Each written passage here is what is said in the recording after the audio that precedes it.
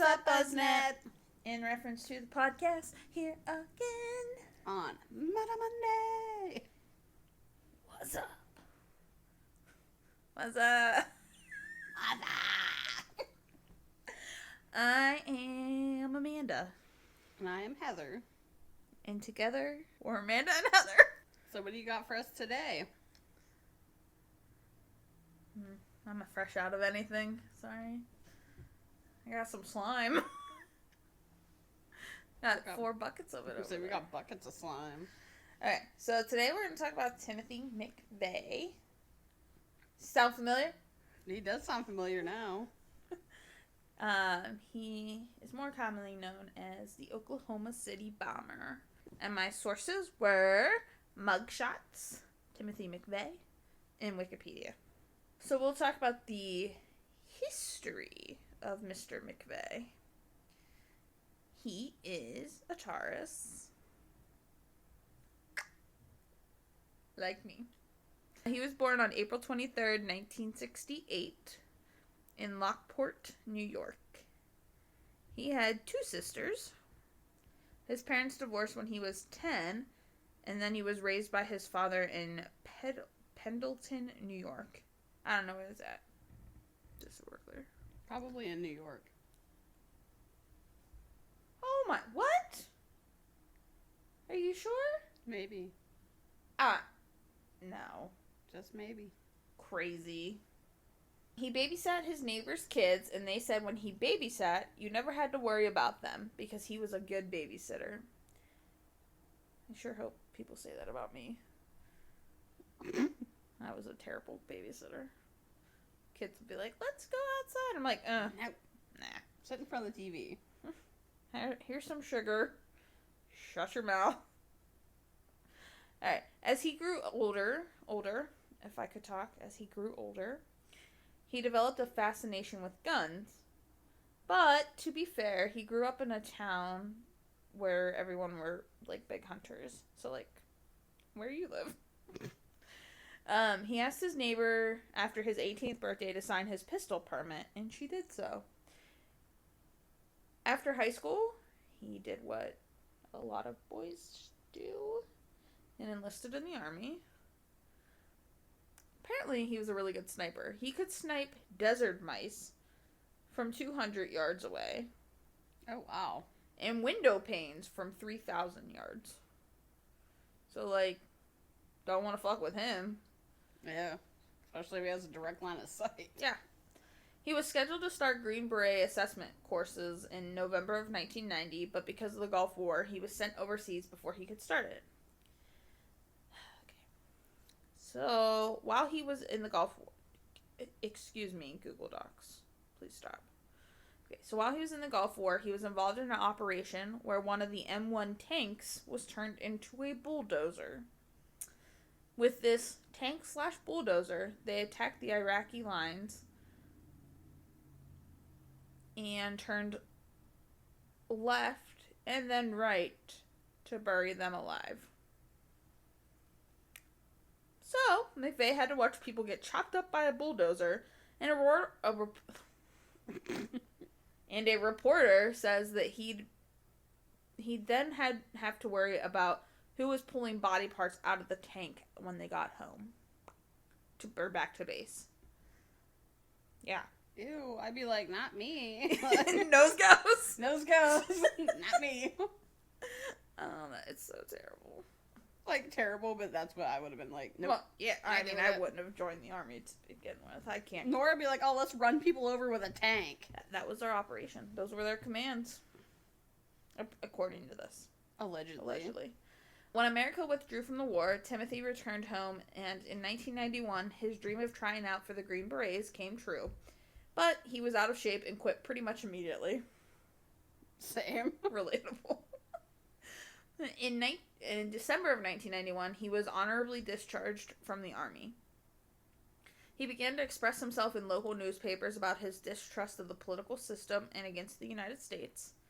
And then he moved to Michigan in June of 1992 with Terry Nichols, an old army friend, who becomes an important part of this story, so remember his name. What was it? Terry Nichols. McVeigh was obsessed with the Turner Diaries, which talked about an overthrowing of the government. In 1993, he met up with another army friend who introduced him to crystal meth, and McVeigh became a heavy user of meth, which I did not know that when, back in the day. McVeigh became very that wasn't something they, said a lot, was it? No, I don't think so. I mean, if they did, I don't remember it. I'm gonna be real. I mean, I was gonna wait till the end to say this, but we're gonna bring it up now. The only thing I really remember about Timothy McVeigh is my dad saying he wished he could be there to watch his execution. So... I feel like the only thing I remember from it was them showing, the video of, afterwards. Yeah, it's pretty disturbing. Yeah, my dad was very irate over this happening, which, I mean, rightfully so, but... Yeah, my dad, because I think at one point his execution was stayed, or, he was appealing it, and my dad was, really pissed off because it was, taking up taxpayer dollars, and, you know how my dad gets. Anyway.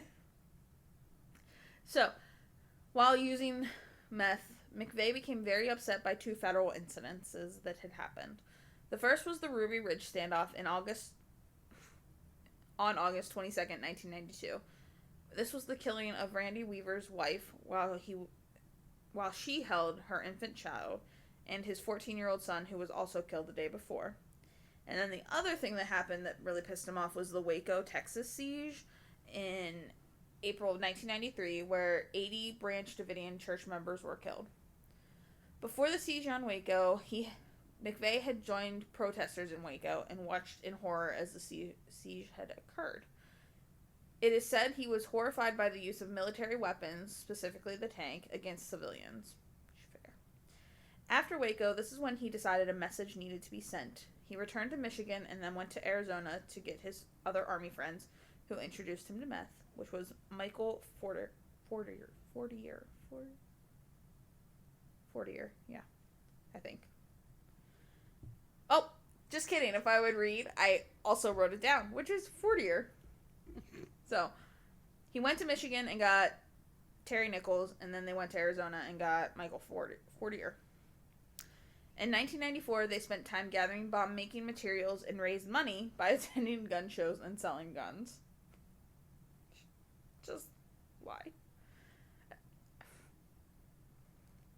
The fact that you could just go and sell guns just blows my mind. I mean, no granted, permits or... Yeah, this was in 1994, and I think things have gotten a little better, but... not in Texas.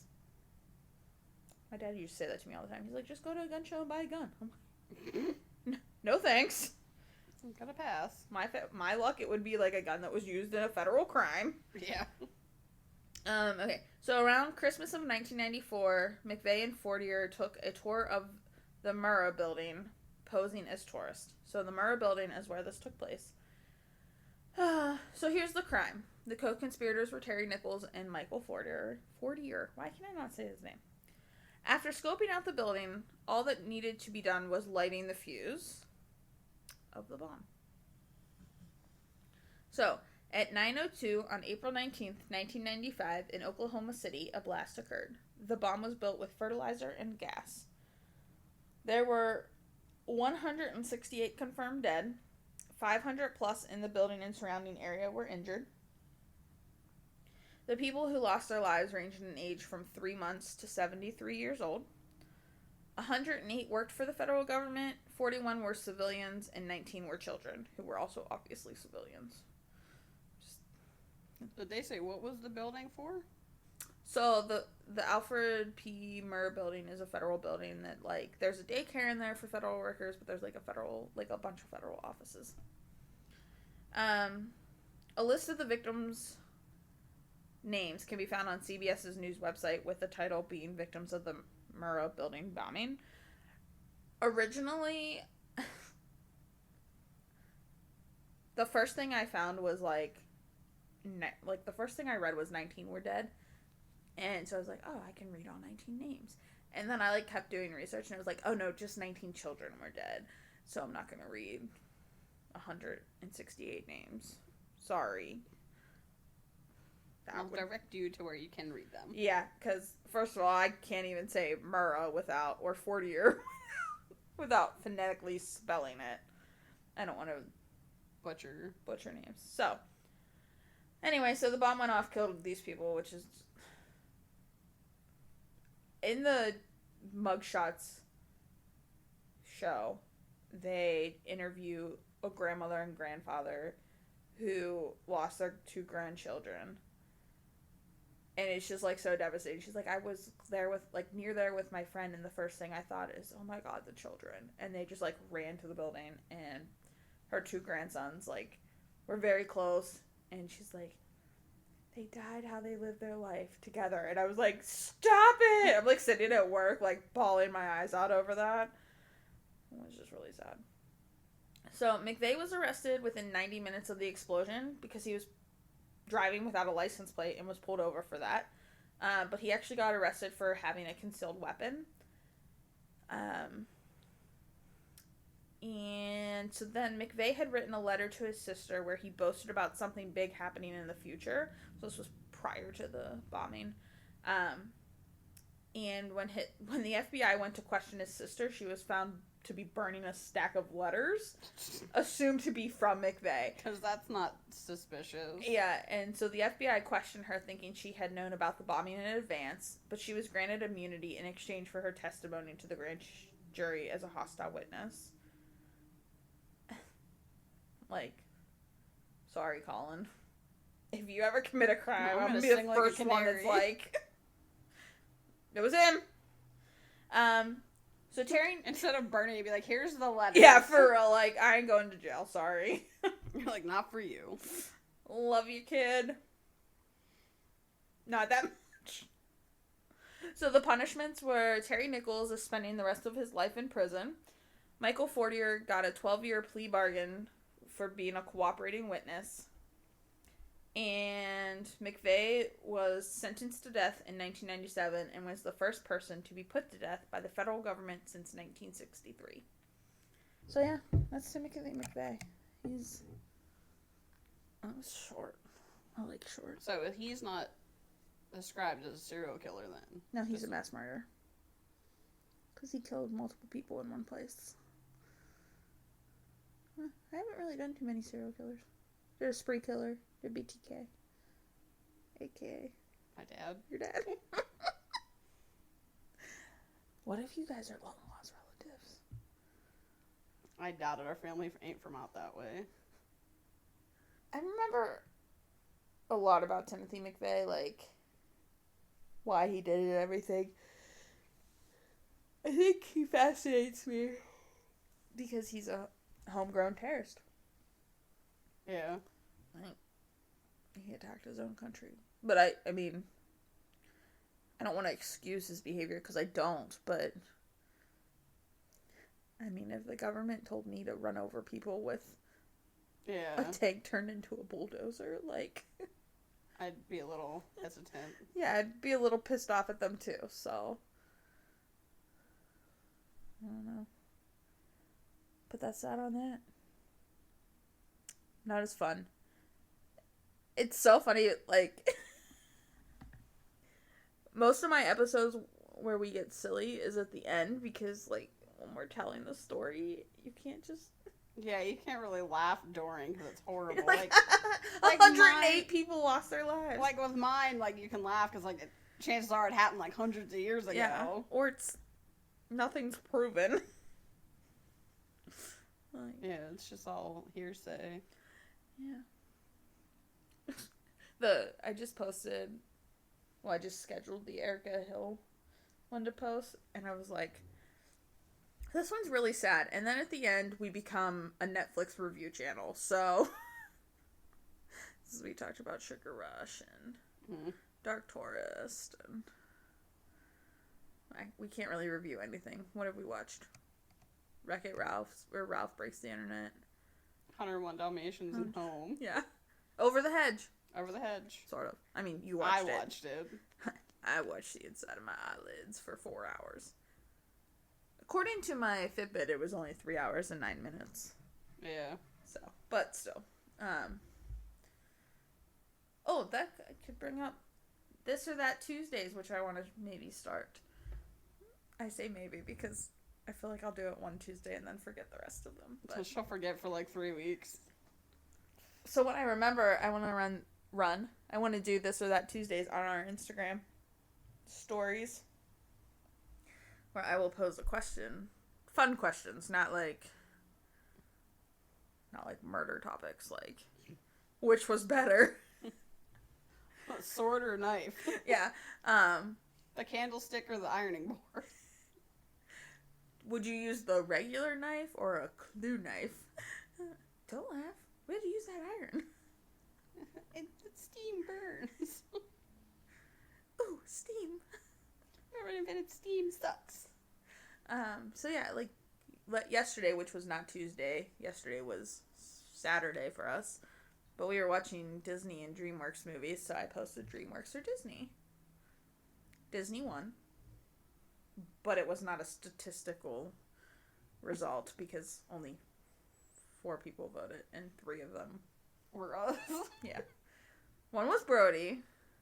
Also, one other person did. One other person voted, and she voted for DreamWorks. Which, it is such a tough comparison because I don't know, DreamWorks just really animates the fuck out of their movies. Yeah. Like Tip's hair in Home. It's beautiful. Like perfect hair. Yeah. Wish my curly ass hair looked like that. And in different styles. Yeah.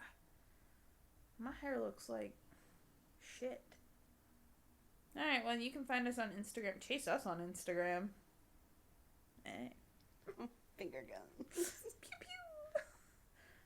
You can find us on Instagram at In Reference To Podcast or Twitter at In Reference To. Maybe I'll start tweeting again. You can email us at inreference2podcast@gmail.com.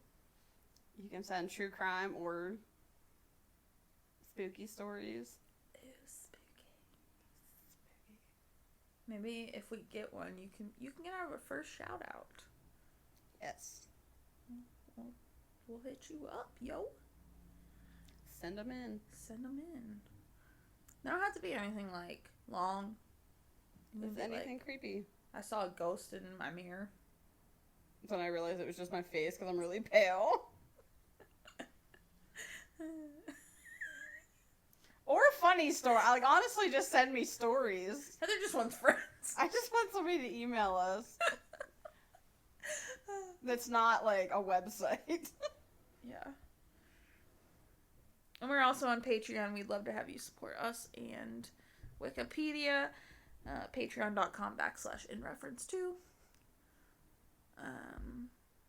Come for our brand by joining allegedly Team 10 because Heather's trying to come for me using allegedly in her stories. Catch you on that flip side.